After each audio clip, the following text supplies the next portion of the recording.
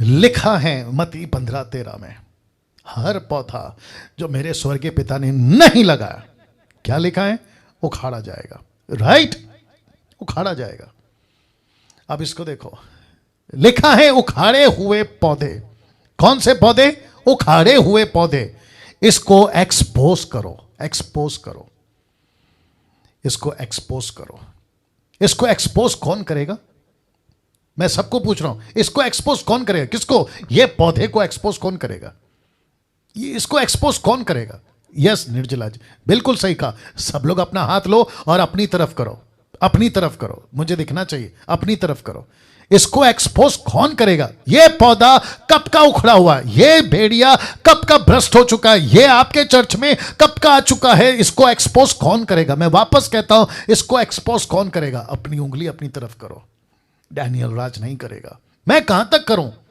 और तब जाकर मैंने ये पोस्टर रखा है, देख लीजिए। अगर अपनी भेड़ों को बचाना है, याद आ गया फोटो? अगर अपनी भेड़ों को बचाना है तो हाथ में डंडा उठाना होगा, हाथ में डंडा उठाना होगा। लिखा है यूहन्ना 10:12-13, जॉन चैप्टर 10 वर्स 12 and 13। कुछ लोग कहते हैं डैनियल भाई हाथ में डंडा हम क्यों उठाएं? तो तुम्हारे लिए वचन लिखा है, मजदूर जो ना चरवा है ना भेड़ों का मालिक है, भेड़िए को आते दिख भेड़ों को छोड़कर भाग जाता है, भेड़िया उन्हें पकड़ता तितर बितर कर देता है। अब इसको देखो, वह इसलिए भाग जाता है, कौन? चरवा।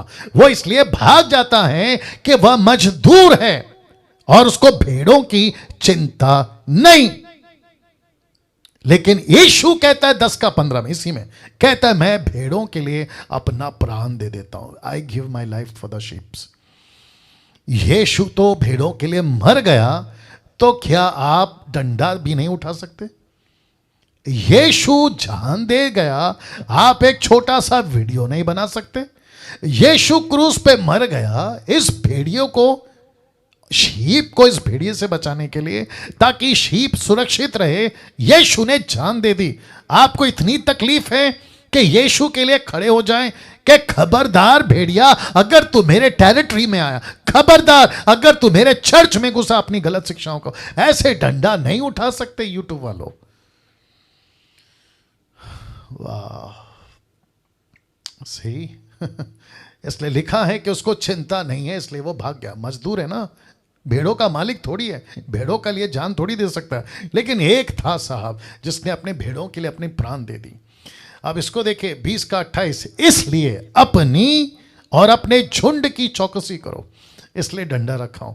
लिखा है इसलिए अपनी और अपने पूरे झुंड की। कौन सी झुंड? आपकी झुंड, आपका घर आपका झुंड है, आपके डिसाइपल्स आपके झुंड है, आपका चर्च आपका झुंड है, जिसको आप लीड कर रहे हैं वो आपका झुंड है।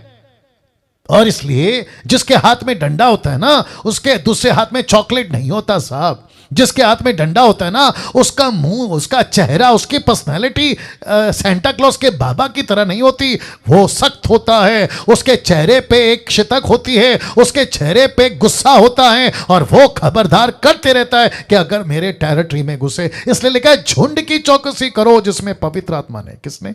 पवित्र आत्मा ने। याद आ गया? पवित्र आत्मा कैसे प्रीचर चाहता है, ऐसे प्रीचर। पवित्र आत्मा क्या कहता है? निरुत्तर करो, कन्विक्ट करो। ऐसा लिखा है कि पवित्र आत्मा ने तुम्हें अध्यक्ष ठहराया। अध्यक्ष का मतलब बिशप नहीं, रेवरेंड नहीं, सोफा पे बैठना, पानी का ग्लास मंगाना और चेलों से अपने पैर दबवाना और खूब पैसे कमाना, नहीं नहीं नहीं, नहीं, ये नहीं है वो अध्यक्ष। लिखा है पवित्र आत्मा ने तुम्हें अध्यक्ष ठहराया है। लिखा है कि तुम परमेश्वर की कलीसिया की रखवाली करो। बाप रे बाप रे बाप रे बाप रे बाप रे। लिखा है तुम कलीसिया की रखवाली करो जिसे उसने अपने लहू से मोल लिया है। लहू से मोल लिया है। मैं कुछ सेकंड रुक रहा हूं और मैं चाहता हूं कि आपके दिमाग में यह वचन लिखा है। पवित्र आत्मा चाहता है कि तुम डंडा उठाओ, पवित्र आत्मा चाहता है कि तुम अध्यक्ष बनो, पवित्र आत्मा चाहता है कि तुम्हारी बातें ऐसी हो कि भेड़िया भाग जाए। रमन साहब, आ रही है ना बात समझ में? ऐसा सुरेश साहब, सोलोमन साहब, आप लोग जितने भी देख रहे हैं, मैं सबको कहना चाहता हूं पवित्र आत्मा ने कलीसिया में अध्यक्ष बनाकर आपको रखा ही इसलिए है कि तुम कलीसिया की रखवाली करो, पैसे कमाने के लिए नहीं रखा, आपको फेमस होने के लिए नहीं रखा, आपको अमेरिका घूमने के लिए नहीं रखा, आपको परमेश्वर के कलीसिया को नोच नोच के खाने के लिए नहीं रखा। यस और नो? लिखा है रखवाली करो। आपको डरना किसी के भी बाप से नहीं है। जब यीशु की डंडा, वचन का डंडा आपने उठा लिया, आपको डरना किसी के बाप से नहीं है। नहीं डरना, मैं सबसे बात कर रहा हूं, नहीं डरना, किसी से नहीं डरना। एक जीसस क्राइस्ट, एक छोटा सा एग्जांपल दे देता हूं, दुखद है, अच्छा नहीं है। अपने देश के सिपाही थे, कम से कम 22 लोग मर गए, आपको याद होगा। इसी भारत के छत्तीसगढ़ के नक्सलाइट एरिया में बीजापुर के पास कम से कम 22 शहीद हो गए, 22 जवान शहीद हो गए। दुख की बात है। लेकिन जब मैं उनका इंटरव्यू, मतलब टीवी पे उनकी फोटो, उनकी डेड बॉडी, उनकी पार्थिव शरीर को जब भारत में, माफ करें, उनके घरों पर उनको जो है विदाई देने के लिए लाया गया, तो फोटो जब देख रहा था एक एक की, कोई 20 साल का, कोई 22 साल का, कोई 30 साल का, कोई 40 साल का। कम ऑन, ऐसी छोटी छोटी उम्र में ये लोग मर गए। किसके लिए? देश के लिए। किसके लिए? सुरक्षा के नाम पे मर गए।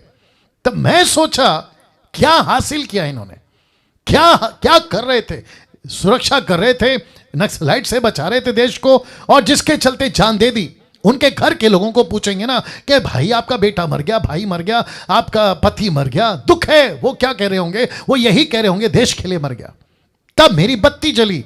सोचिए, आप और मैं पृथ्वी पर जीते हैं, यीशु के सेवक बन गए, और ऊपर से कितनी शिकायत हैं, मेरा नौकरी नहीं है, मैं क्या करूं, मेरे पास पैसा नहीं है, मैं क्या करूं, मेरा हेल्थ का प्रॉब्लम है, मैं क्या करूं। अगर ऐसा उनकी उम्र में सोचा होता तो वो देश की रक्षा कहां से करते, बताइए? यहां पे हम लोग दुख उठाकर परमेश्वर के लिए सेवा करने के बजाय शिकायतें कर रहे हैं, शिकायतें। वाह। फिर कहते हैं कल को मर गए तो घर का क्या होगा, फैमिली का क्या होगा, इसका क्या होगा, उसका क्या होगा। जो मर गए 22 लोग, उन्होंने एक बार भी सोचा होगा? छोटे छोटे बच्चे हैं उनके, उन्होंने सोचा होगा मेरी लड़की का स्कूल का क्या होगा, फीस का क्या होगा, इसका क्या होगा, उसका क्या होगा। आपको पता है वो किसके सारे छोड़ के गए देश के? वो सारे लोग जो मर गए यहाँ के देश के नागरिकों के हाथों, या फिर यहाँ की गवर्नमेंट के अथॉरिटी के हाथों। अब आप सोच के देखो, हम किसके लिए मर रहे हैं? ऊपर के गवर्नमेंट के कारण। हम किसके लिए मर रहे हैं? यीशु जो हमारा राष्ट्रपिता, पति, या किंग का किंग, राजाओं का राजा, उसके लिए मर रहे हैं। कम ऑन, किसी के बाप से नहीं डरना, किसी के बाप से नहीं डरना। सेवा करना है, डंके की चोट पे करो। तभी लिखा है प्रकाशित वाक्य 21 का 28:8 में, डरपोक या डरपोकों, टोटल नहीं डाला हूं, सिर्फ इतना टुकड़ा डाला हूं, डरपोकों उस झील में मिलेगा जो आग और गंधक से जलती रहेगी। ये दूसरी मृत्यु है। तो ये कौन से डरपोक हैं? ये वो नहीं है जिनको बाहर भूत बंगला या फिर छुड़ैल या दुष्टात्मा, ना ना ना, ये वो डरपोक है जो वचन से डरते हैं। यीशु ने क्या कहा? अगर मनुष्य के सामने मेरा इनकार करोगे तो मैं पिता के सामने तुम्हारा इनकार करूंगा। याद आ गया कि नहीं आ गया?